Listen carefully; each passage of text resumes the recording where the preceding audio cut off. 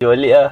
Kan? Sebab tu contoh kalau macam orang yang kebiasaan ni beli kereta, dia bukanlah resale value ni bukan benda yang kita kena fikir sangat. Sebab kita sebenarnya betul. kita lebih kepada nak kereta tu. Nak Tapi kereta kenapa tu. orang yang biasa-biasa ni dia fikir? Sebab orang yang biasa-biasa ni lebih cenderung untuk tukar kereta, faham tak? Betul.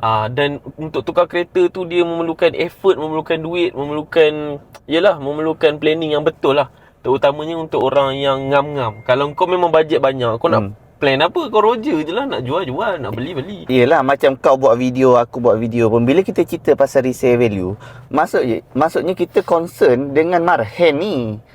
Bukannya kita kata kalau dia dah suka certain model, certain brand tu, kita cakap terus belilah. Terus beli lah. Cumanya kalau kita cakap kita promote Honda as a resale value tinggi, selepas Pro 2 Honda kan. Honda. Kita kata kalau tak nak Pro 2, okey, brand yang atas sikit Honda, resale value tinggi. Sebab nanti kalau contohlah nak tukar kereta ataupun nak upgrade, at least kita tak keluar duit yang banyak untuk top up bank dan sebagainya.